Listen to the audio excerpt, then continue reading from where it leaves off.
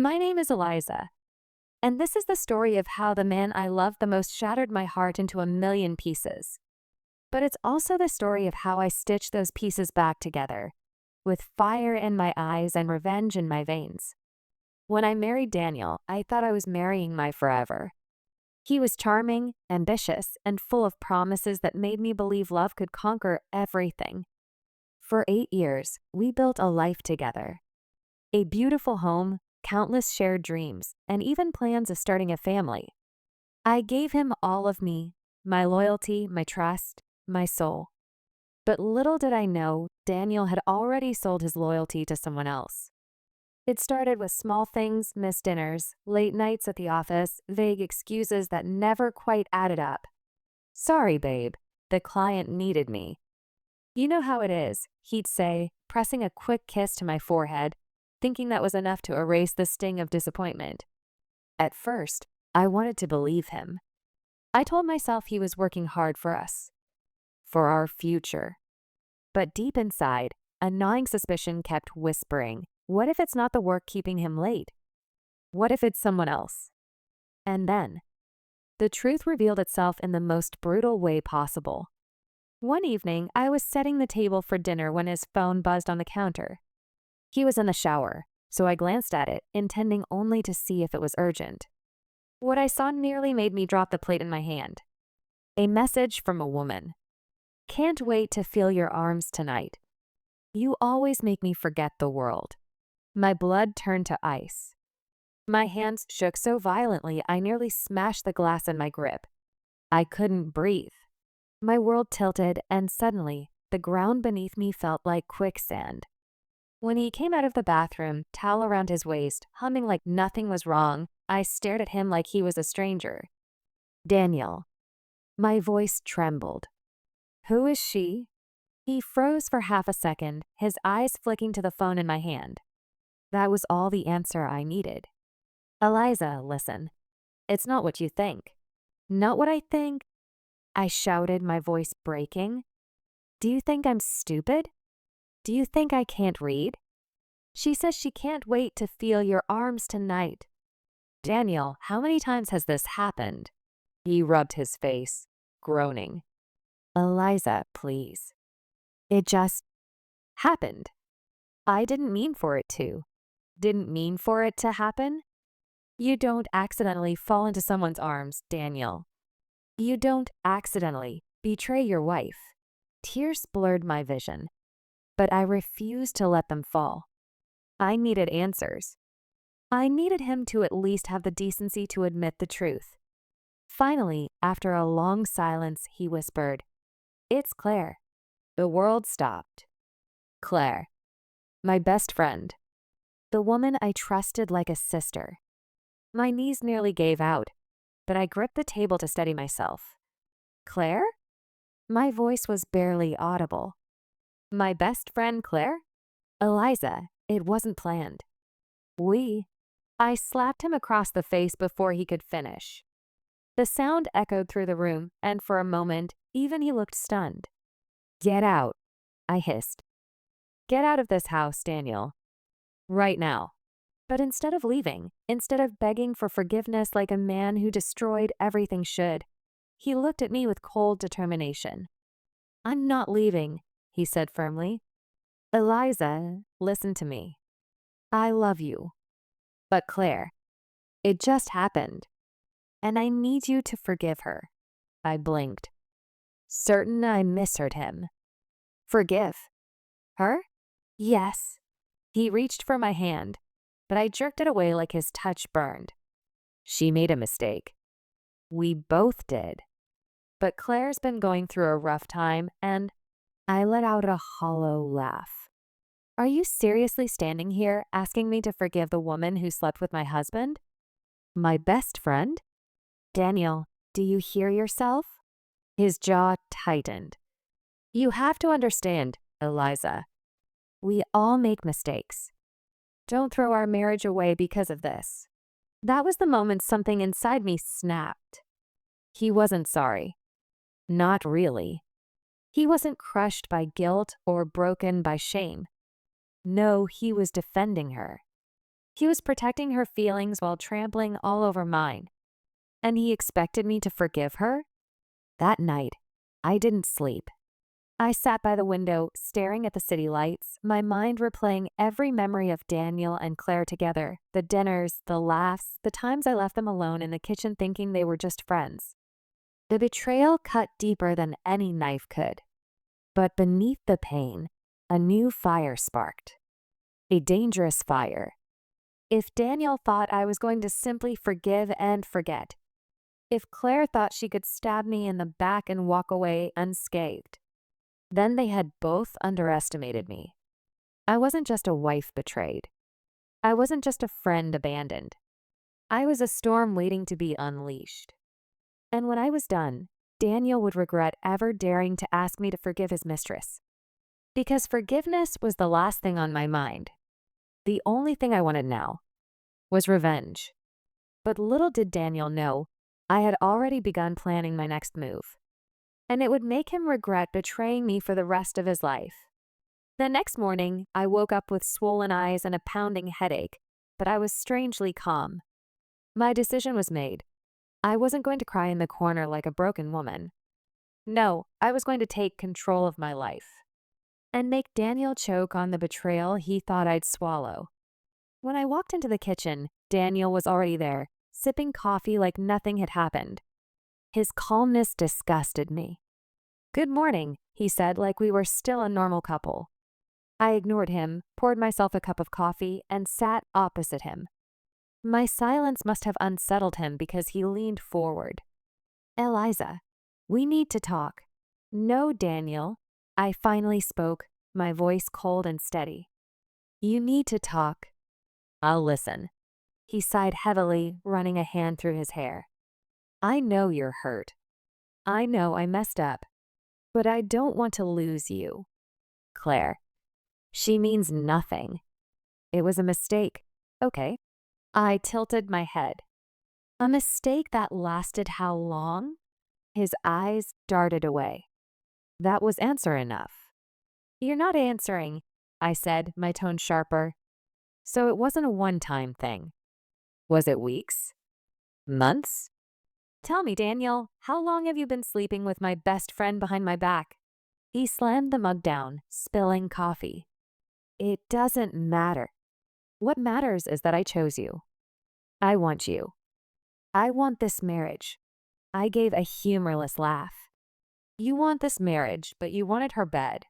"Eliza, please." He reached across the table, but I pulled back, folding my arms. Then came the part that sealed his fate. "Eliza, listen. I need you to forgive Claire." I stared at him, incredulous. "Excuse me? She's your best friend. She's been going through a hard time. She made a mistake, but she feels terrible about it. Don't punish her for something we both did." My jaw dropped.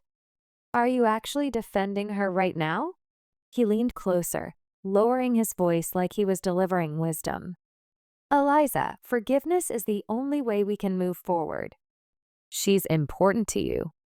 Don't throw away a friendship just because of me." At that moment, I realized two things. Daniel wasn't just selfish, he was delusional. If I wanted revenge, I had to play the role of a forgiving wife first. So I took a deep breath, softened my expression, and whispered, "You're right."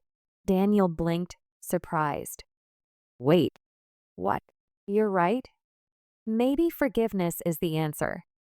I need time, but I'll try." The relief on his face was almost laughable. He reached over, gripping my hand like a lifeline. "Thank you, Eliza. I knew you'd understand." But inside, my heart was screaming. Understand? Oh, I understood perfectly.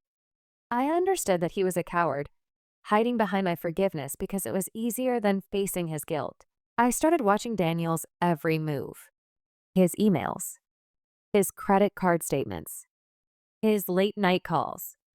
I found out things he thought he had buried, money he spent on her, secret meetings, even lies he told me about business trips. And Claire. Oh, sweet Claire. I began pulling little threads in her life. asking subtle questions, dropping hints around mutual friends, suggesting things to her boss that planted doubts about her loyalty. Piece by piece, I was building the trap. But the real twist?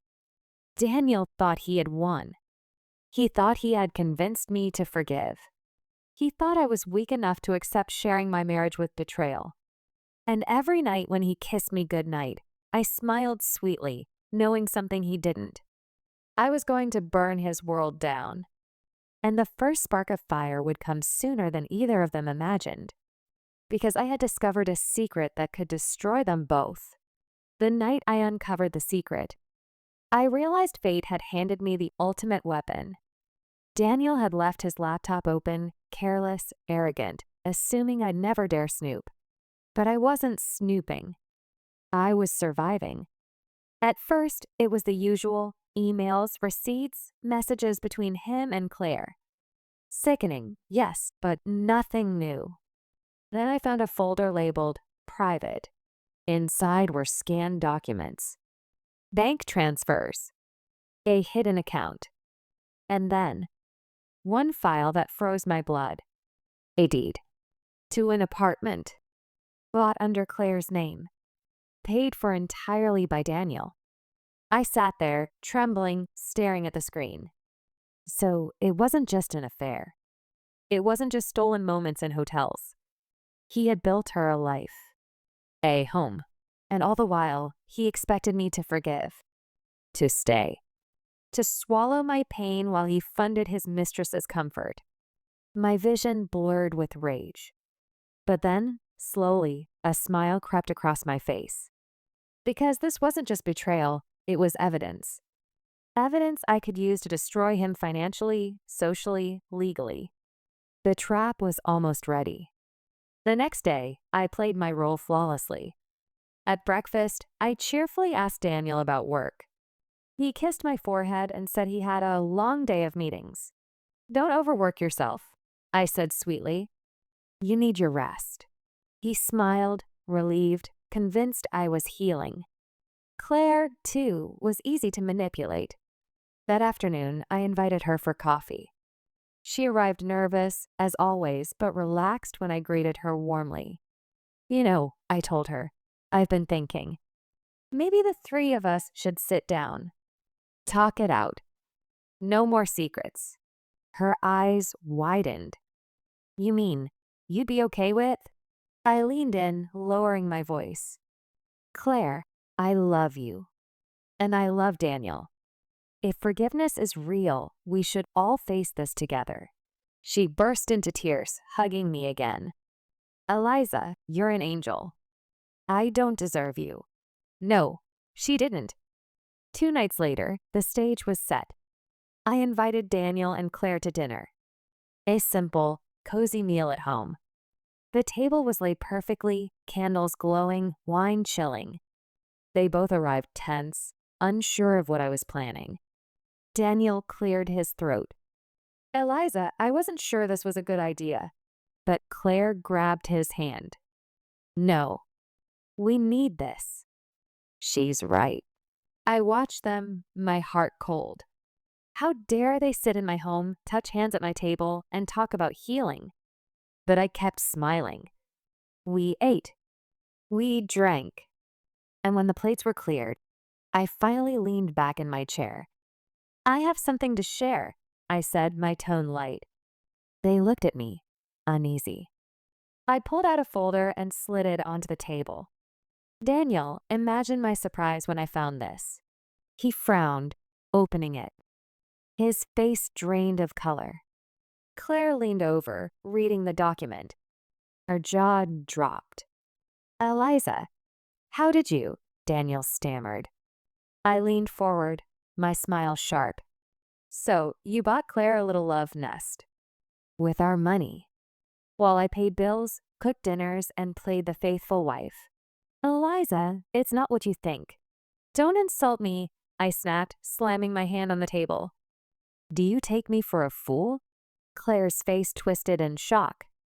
"Daniel, you bought me that apartment?" "You said it was. It was your gift, not—" She stopped, realizing what she had admitted. I smirked. Oh, so you knew too?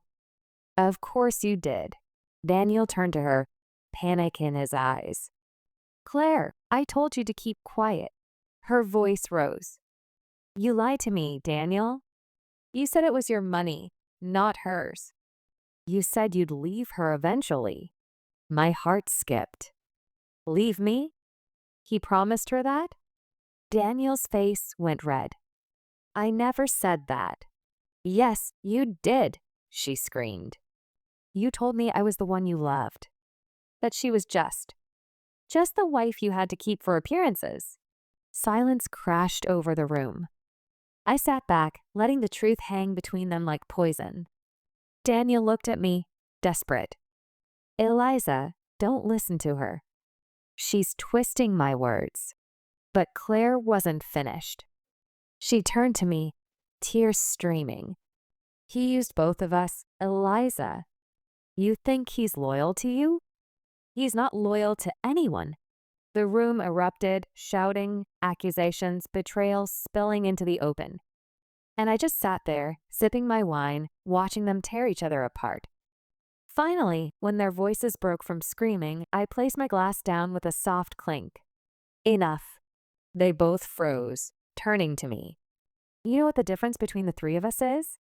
I said, my voice icy. You two are liars. Cheats. Cowards.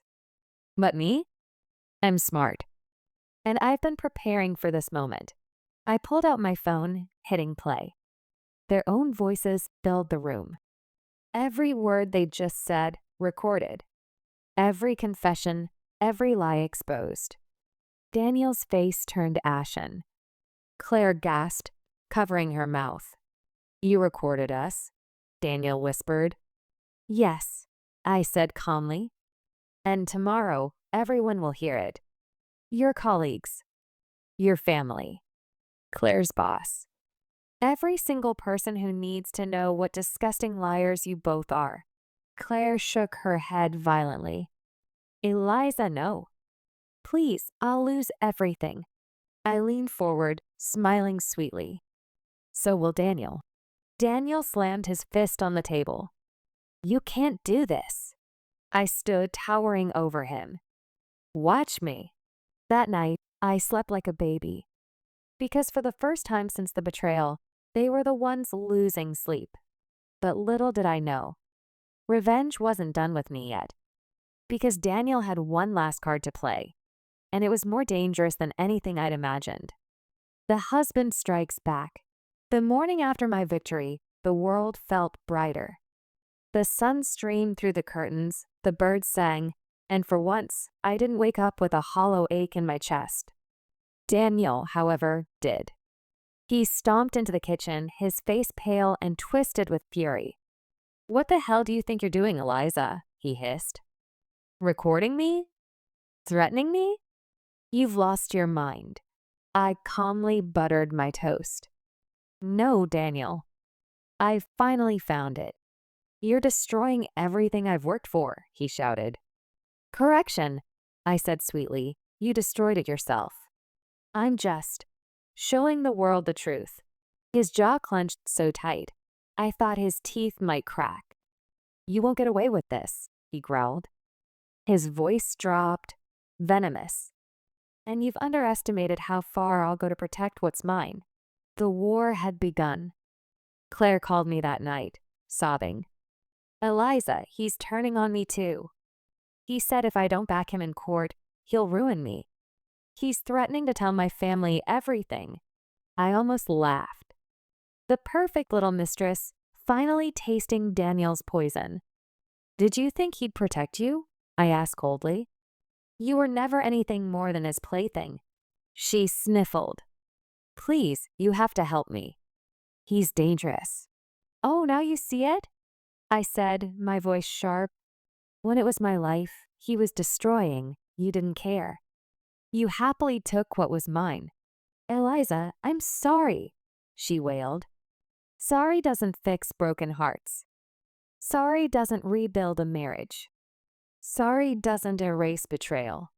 I hung up on her, but her words haunted me. Dangerous. Daniel wasn't just fighting dirty in court. He was desperate, and desperation could make him reckless. The next morning, I found proof of that. My car, keyed, scratched all along the side. Tires slashed. The message was clear. Back off. But instead of fear, fire burned in my chest. He wanted war? Then war he would get. I hired my own lawyer. A sharp, ruthless woman named Lydia who specialized in high-profile divorces. I gave her the documents, the recordings, everything. Messy case, she said, skimming through the evidence. He's got power, but you've got leverage. If you're willing to fight, we can bleed him dry. My lips curled. Oh, I'm more than willing. The weeks that followed were hell. Court filings. Depositions. Lies flying from Daniel's side like arrows. He paraded witnesses claiming I'd been distant, cold, unfaithful. He even forged text messages, fake screenshots showing me with another man. But Lydia dismantled each one, piece by piece. Then, one afternoon in court, she dropped the bomb. Your Honor, we have here a recorded conversation between Mr. Daniel Price and his mistress, Claire Winters, in which they openly admit to their affair. The courtroom went silent as the audio played. Daniel's voice, raw and undeniable, filled the air. Claire's too. The judge's eyes narrowed. Daniel's lawyer shifted uncomfortably. When the recording ended, Lydia leaned back in her chair, smirking. Daniel's face was white as a sheet. Outside the courthouse, reporters swarmed. Headlines screamed. Respected businessman exposed in affair scandal. Price family marriage explodes in courtroom drama. Daniel's empire of lies was crumbling. But instead of relief, I felt something unexpected. Emptiness. Because revenge didn't feel as sweet as I thought it would. Yes, I'd humiliated him. Yes, I was winning. But as I watched Daniel's reputation burn, a hollow ache spread through me. This man had destroyed me. Yet part of me still remembered the years we'd shared. The laughter. The dreams. The love that once felt real. And now, all that was left was ash. That night, Daniel appeared at my door. His eyes were bloodshot, his voice hoarse. Eliza, please, stop this. I stared at him, stunned. After everything, you have the nerve to beg? I made mistakes, he whispered. But we were happy once. Don't you remember? I don't want to lose everything. Tears burned my eyes, but I refused to let them fall. You already lost me, Daniel. That's everything. He reached for me, but I stepped back. And for the first time, I saw him clearly, not as the man I loved, not as the man who betrayed me, but as a broken shell of both. And in that moment, I realized the truth. Revenge wasn't about destroying him. It was about freeing myself. But just as I thought it was over, a shocking twist emerged. Because Daniel wasn't finished, and the secret he revealed next would change everything. The secret that shattered everything. The night Daniel came to my door. I thought it was the end. His face was pale, desperate, hollow, like a man who had finally realized the world was slipping through his fingers. But I was wrong. It wasn't the end. It was only the beginning of something darker. Please, Eliza, he begged, voice trembling. Don't do this in court. Don't destroy me. I crossed my arms, cold steel in my voice. You destroyed yourself, Daniel. You destroyed us. He swallowed hard, his hands shaking. And then he whispered words that froze me in place. You don't understand. If this comes out, it's not just my career that ends. That night, I couldn't sleep. I sat at my desk, staring at old photographs, me and Daniel, young and in love, before the lies, before the betrayal. And then my eyes drifted to a drawer. The drawer where I kept the newspaper clipping. Hit and run driver leaves man dead. No witnesses. I cut it out years ago, unable to forget. The man's name, Richard Hale. He'd had a family, a life, and because of me, it was gone. I broke. I sobbed into my hands until my chest ached.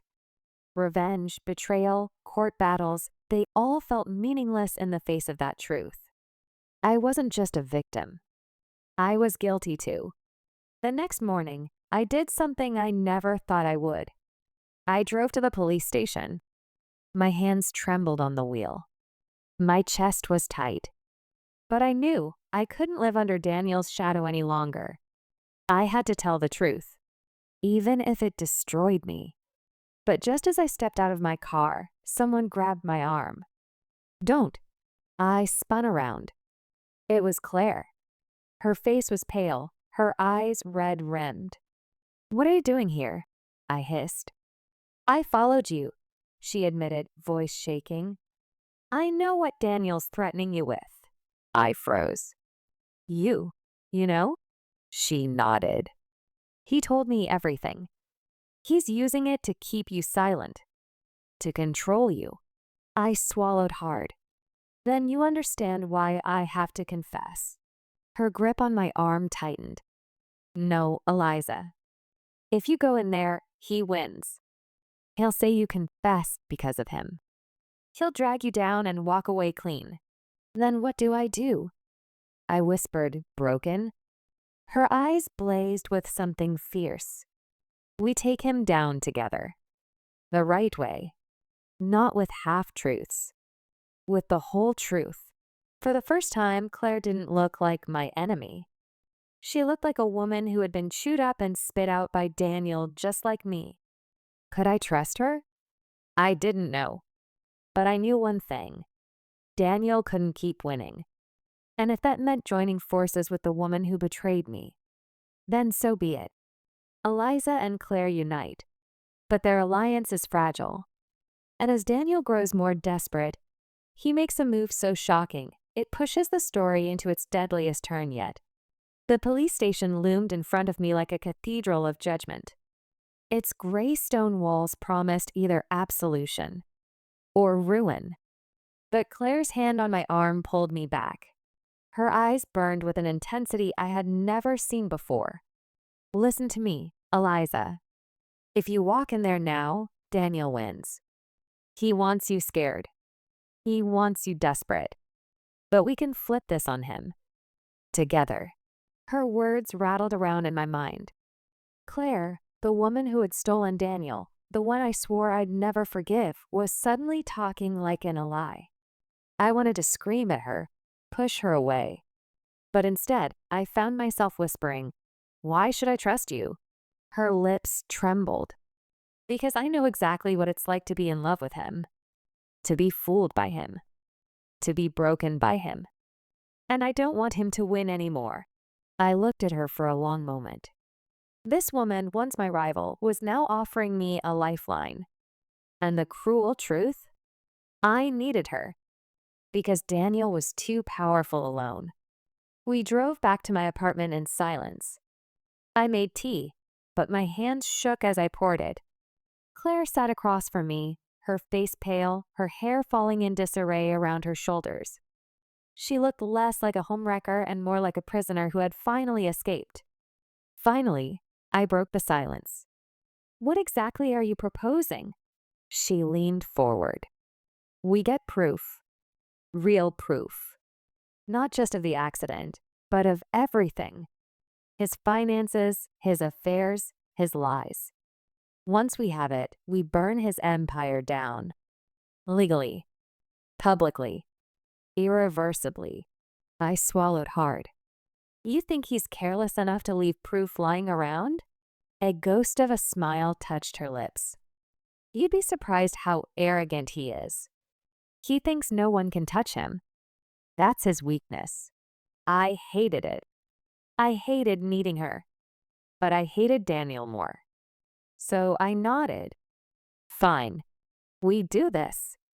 But if you betray me again," her eyes darkened. "I won't. Not this time." The plan. Over the next week, Claire and I became unlikely co-conspirators. She still lived at Daniel's penthouse, though she confessed he rarely even looked at her now. Their love had fizzled, replaced by tension and cruelty. Good, I told her. The less he suspects, the better. She began slipping me information, copies of emails, financial records, even secret recordings. Daniel had been siphoning money into offshore accounts, bribing officials, paying off witnesses. He wasn't just a cheater. He was a criminal, and we were building a case strong enough to bury him. But the deeper we dug, the more dangerous it became. One night, Claire showed up at my door, her face white as chalk. "He knows," she whispered. "I think he knows I've been sneaking around." My stomach twisted. "What happened?" She bit her lip until it bled. "He grabbed my phone today. Look through it." I managed to delete everything in time, but the way he looked at me. She shivered, like he already knew. Fear gripped me. Daniel wasn't stupid. If he caught us, there would be no mercy. And then, as if summoned by our fear, my phone buzzed. A text message from an unknown number. "You think I don't see what you're doing? Keep pushing me, Eliza, and I'll bury you both." My blood ran cold. Claire saw the message over my shoulder and gasped. "He's watching us," I whispered. From that moment on, paranoia consumed me. Every shadow felt like his eyes. Every car outside my apartment felt like his spies. And then, things escalated. The trap. 2 nights later, I was walking home from Lydia's office when I felt it, footsteps behind me. I quickened my pace. So did they. My heart hammered. I ducked into an alley, desperate to lose them. But before I could turn, a hand clammed over my mouth. "SHH." A voice hissed. I fought, clawed, but the grip was iron. Panic surged until I heard the whisper. "Eliza." "It's me." I froze. It was Claire. She released me and I spun around, furious. "What the hell are you doing?" Her eyes darted around nervously. "He sent someone to follow you." "I saw it. I had to warn you." I scanned the alley. Empty. Silent. But her fear was real. "We're running out of time," she breathed. "He's on to us." Back at my apartment, we argued. "Maybe we should stop," I said, my voice trembling. "Maybe this is too dangerous." Claire slammed her hands on the table. "No. That's what he wants.